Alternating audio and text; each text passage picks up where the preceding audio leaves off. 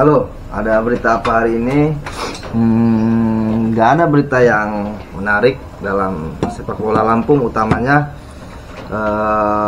Bayangkara Presisi Lampung baru aja bermain imbang pada Sabtu 16 Agustus 2025 jam setengah 4 sore kick off-nya melawan PSM Makassar.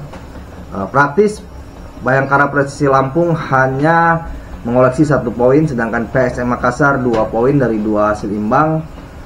Bayangkara Presisi Lampung hanya mengoleksi 1 poin dari hasil kalah melawan Borneo FC dan main imbang di Stadion Sumpah Pemuda W Halim.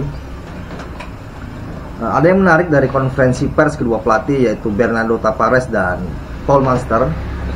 Gua melihat bahwa Bernardo Tavares ini seperti Jose Mourinho,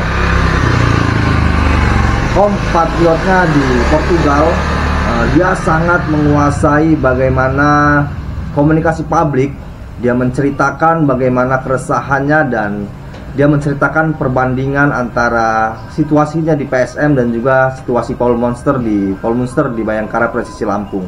Gua coba ketika dia H-1 dia mengatakan selamat untuk Bayangkara Presisi Lampung yang memiliki stadion. Kemudian di hari H setelah pertandingan, setelah hasil imbang, dia mengatakan lagi bahwa Bayangkara Presisi Lampung memiliki atmosfer stadion yang sangat baik. Dia menunjukkan replay VAR di depan wartawan semua dengan laptopnya, dengan penerjemahnya. Dia berbicara dengan intonasi yang baik, dengan gestur, dan juga dengan bahasa yang lugas ya. Dia tidak ada seperti tidak ada sekat antara wartawan dengan Bernardo Tavares. Dia memanfaatkan betul ruang konferensi pers untuk menyatakan segala macam hal yang ia lihat di dalam pertandingan dan di luar pertandingan. Ini yang membedakan antara Paul Monster dan juga Bernardo Tavares. Paul Monster hanya menjawab normatif, ya, jawaban-jawaban yang tidak bisa diulik. Kemudian ketika diulik pun memang keterbatasan penerjemah dari Paul Monster, dan juga ada beberapa hal yang memang nggak bisa disebutin. Bernardo Tavares, gua melihat di dalam konferensi persnya, dia seperti ini menurut gua pribadi ya, dia seperti ingin mengatakan bahwa kalau gua diberi kesempatan seperti Paul Monster, diberikan situasi yang maksimal, keuntungan, keberuntungan, fasilitas dan juga segala macam hal yang menurutnya baik di Bayangkara Presisi Lampung, dia seperti ingin mengatakan bahwa dirinya mampu berbuat lebih banyak. Gua tanyakan itu, kata gua, dari kemarin Anda memuji Bayangkara, memuji stadion dan memuji segala macam hal. Lantas apa yang akan Anda berikan jika Anda diberi kesempatan situasi seperti ini? Dia tidak menjawab secara langsung. Jawabannya tidak mengarah untuk menempati kursi pelatih di Bayangkara Presisi Lampung. Ya benar, dia tulus mengatakan bahwa jika dia tidak mengatakan secara langsung bahwa akan membawa PSM Makassar juara, tapi dia bercerita bahwa di tahun 2023 di saat PSM Makassar juara BRI Liga 1, itu penonton full datang ke stadion, meskipun pada akhir musim PSM Makassar harus bermain kandang usiran, bermain di Stadion Batakan Kalimantan, Balikpapan, bermain di Jogja dan Bantul, kalau nggak salah di Bantul. Dia menyatakan bahwa saat itu penonton semua datang ke stadion, tapi pas pertandingan awal Super League melawan PSM Makassar menjamu Persijap Jepara, dia frustasi karena memang penonton yang datang ke Parepare itu setengah stadion kosong. Dia menceritakan lagi, jika pertandingan Bayangkara melawan PSM hari itu situasinya sama seperti di Parepare kemarin, setengah stadion kosong, maka wasit tidak akan memberi penalti kepada Bayangkara Presisi Lampung di menit 55 atau 60, sekitar segitu, karena wasit itu memberi penalti karena tekanan lawan, tekanan dari supporter lawan.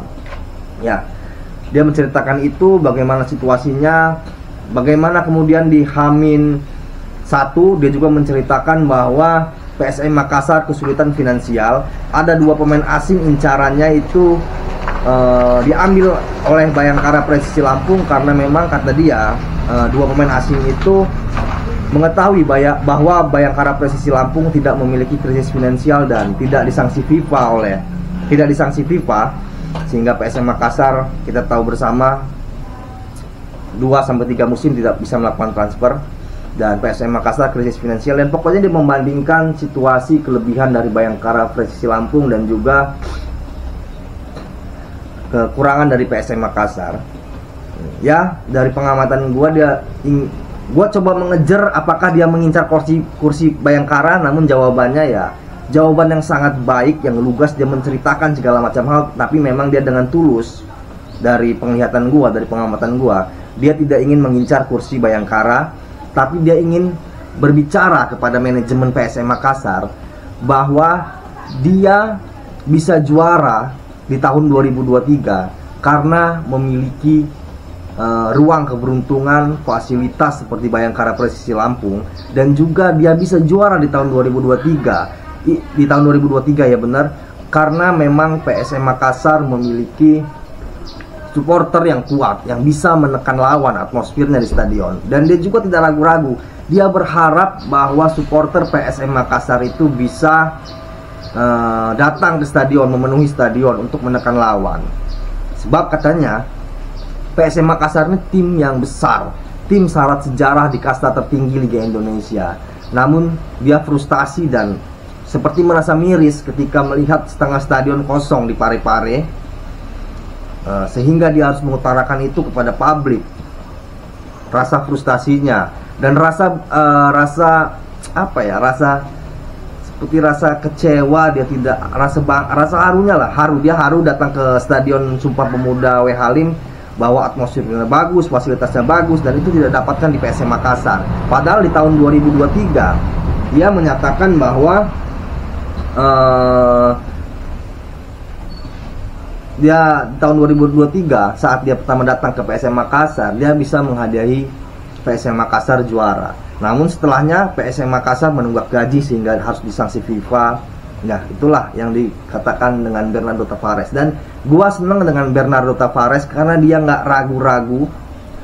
Gua nggak tahu kenapa Paul Monster ketika gua tanya pemikirannya soal sepak bola adaptif dan reaktif, apa karena memang gua membandingkannya dengan Arsenal, tim yang dia nggak suka karena dia sukanya Manchester United, atau memang dia pelatih yang kurang memaksimalkan komunikasi publik.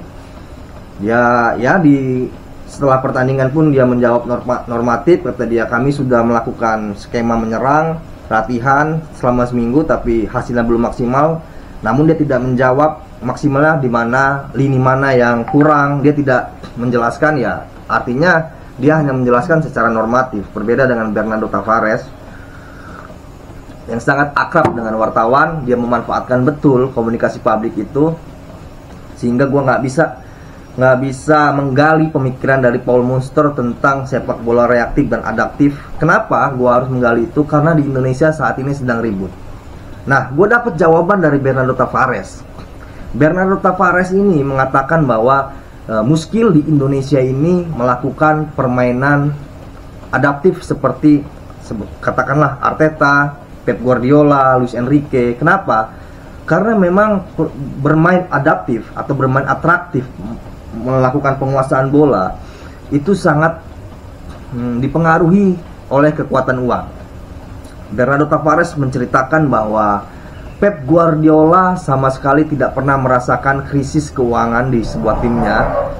Dia selalu mendapat kemudahan, mendapat privilege untuk mendapatkan pemain yang dia mau sesuai kebutuhan timnya di tiap lini. Sedangkan dia mencontohkan juga Jose Mourinho. Jose Mourinho adalah pelatih yang kerap berselisih dengan presiden klub karena tidak diberikan keleluasaan untuk merekrut pemain. Ketika dia dipecat di Manchester United, dia ribut dengan manajemen klub karena manajemen klub membatasi ruang transfernya. Setiap pemain yang dibeli bukan pemain keinginannya. Di Chelsea di periode awalnya bahkan Shevchenko, kemudian ya banyak lah, Hernan Crespo itu bukan pemain pilihan Jose Mourinho. melainkan pilihan-pilihan dari Roman Abramovich yang menginginkan Jose Mourinho pergi secara perlahan. Kemudian Roman Abramovich merekrut Avram Grant dari Israel untuk menjadi direktur olahraga, yang kemudian menjadi dirtek dari Chelsea untuk menyingkirkan Jose Mourinho. Hanya di Inter Milan Jose Mourinho mendapatkan keleluasaan transfer pemain, sehingga kata Bernardo Tavares, situasi-situasi seperti yang dialami Jose Mourinho mengharuskan sang pelatih bermain reaktif, menunggu, bertahan, parkir bis untuk bisa mendapatkan ruang menyerang dan mencetak gol. Ya masuk akal menurut gua, meskipun sama-sama dari Portugal, entah mungkin dia membela Jose Mourinho karena kompatriotnya, tapi juga masuk akal menurut gua. Kenapa pelatih bermain reaktif dan adaptif, dan itu juga terlihat ketika Sintayong membesut timnas Indonesia. Kita tahu bersama bagaimana Sintayong sangat menguasai pertandingan ketika melawan tim yang memang seimbang. Tapi kemudian Sintayong akan melakukan parkir bus ketika melawan tim-tim yang lebih kuat macam Australia, Jepang. Kemudian juga Alex Pastur mengatakan bahwa ya nggak mungkin bermain atraktif dengan kondisi pemain yang ada di level timnas saat ini, karena untuk bermain di level timnas harus memiliki fisik dan skill individu yang memungkinkan, dan Alex Pastur mengatakan itu tidak mungkin dilakukan di timnas Indonesia. Jadi benar apa kata kita melihat ungkapan dari Alex Pastur, dari permainan Sintayong, dari melihat dari skema strategi Jose Mourinho dan Pep Guardiola, Arteta. Ya, apa yang dikatakan Bernardo Tavares benar, bahwa adaptif dan reaktif itu sangat berpengaruh dari uang. Kata dia semua adalah uang, kata Bernardo Tavares, benar. Dan di Indonesia muskil untuk melakukan permainan reaktif atau permainan adaptif seperti Guardiola dan Arteta, karena memang klub di Indonesia belum memiliki finansial yang cukup. CEO atau pemilik dari atau kepala manajemen dari Persib Bandung, Borneo FC pun mengatakan bahwa klub sepak bola Indonesia itu belum ada yang untung, justru buntung. Meskipun kita nggak tahu apakah itu ungkapan olah-mengolah atau ungkapan secara tulus, kita nggak tahu. Tapi dari penjelasannya ya klub Indonesia buntung dari segi keuntungan, sehingga menyulitkan klub Indonesia itu untuk stabil dalam gaji pemain. Dan itu yang diributkan oleh Bung Toel dan kawan-kawan, bahwa percuma ada 11 pemain asing kalau memang klubnya menunggak gaji pemain, akan kena sanksi FIFA seperti PSM Makassar dan Persija Jakarta. Kemudian pemain yang jera akan lebih memilih berkompetisi di Liga Malaysia dan Liga Thailand yang mungkin keuangannya stabil. Jadi itu alasan kenapa klub di Indonesia itu jarang yang ada yang bermain secara atraktif. Ada Dewa United katanya, meskipun gua belum melihat secara langsung. Dewa United katanya bermain secara total football. Ya benar, Dewa United adalah tim baru, tim yang juga memiliki kekuatan finansial sama seperti Bayangkara Presisi Lampung. Nah, gue coba mengejar nih Bayangkara Presisi Lampung, pemikiran dari Paul Munster ini seperti apa terhadap sepak bola. Sepertinya ketika gue tanya bermain adaptif ala Arsenal, dia ya I don't care, saya tidak peduli dengan arti, kata dia. Ya berarti gue menyimpulkan bahwa Paul Munster ini meskipun dia bermain menyerang tapi tidak melakukan penguasaan bola, total football dan tiki-taka. Apalagi dia dari Irlandia Utara. Mungkin secara filosofi bermain dia lebih mengarah kepada Alex Ferguson. Dan gue lihat di pertandingan awal di Stadion Sumpah Pemuda bahwa Paul Munster memang sangat memaksimalkan serangan dari lini sayap, sama seperti Manchester United di era Ferguson. Bermain umpan-umpan crossing, saat itu kita tahu sendiri United mengandalkan Giggs, Ronaldo, Valencia dan Nani untuk bermain di lini sayap. Strikernya pun sama, dia mengandalkan striker bertubuh besar, Spasojevic. Di MU ada Van Nistelrooy, ada Berbatov. Ya hampir sama dengan yang dilakukan oleh Alex Ferguson. Jose Mourinho pun melakukan hal yang sama, tapi memang agak sulit membedah pemikiran dari dari Paul Munster terhadap gaya filosofi bermainnya, karena memang secara penjelasan dia masih normatif dan secara keluasaan wartawan menanyakan terhadapnya juga memang dia tidak memiliki penerjemah yang handal. Maksudnya tidak punya penerjemah tetap seperti ketika Bernardo Tavares, dia selalu membawa penerjemahnya.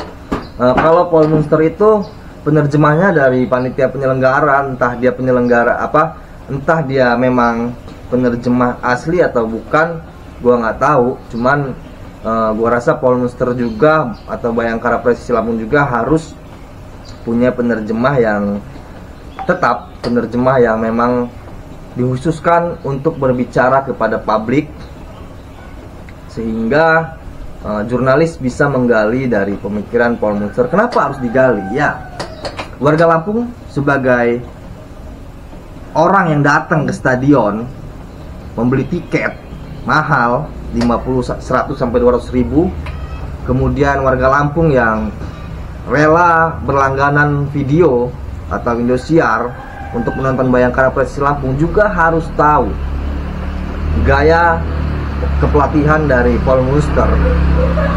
Karena seperti kata Bung Toel, pelatih itu sementara, tapi klub selamanya. Maupun dia terdegradasi, ya klub tetap ada. Paul Munster 5 pertandingan tanpa kemenangan, bisa jadi dia ditendang dari Bayangkara Presisi Lampung. Jadi ya kita harus, pecinta sepak bola itu harus sadar, lu tuh bayar, datang ke stadion lu bayar, bahkan nonton di video lu bayar. Ya harus profesional, sebagai penonton lu harus profesional, lu harus menuntut pelatih itu bermain. Itulah sepak bola modern. Kecuali kita tarkam, datang ke lapangan kita nggak bayar, ya oke-oke aja. Ini kita bayar datang ke stadion, kita bayar nonton di video. Wajar jika masyarakat atau pecinta sepak bola menginginkan sesuatu hal yang lebih dari pertandingan sepak bola. Baik itu pemikiran dari pelatih, pemikiran dari pemain, bahkan hal-hal menarik seperti komedi di pinggir lapangan, apapun itu kan menjadi bagian dalam entertain dunia sepak bola. Nah, itu yang harus kita bangun sebagai masyarakat sepak bola, sehingga sepak bola di Lampung khususnya itu bisa lebih maju. Oke, sekian dari gua, itu dari pembahasan kita hari ini antara dalam pertandingan PSM Makassar dan Bayangkara Presisi Lampung.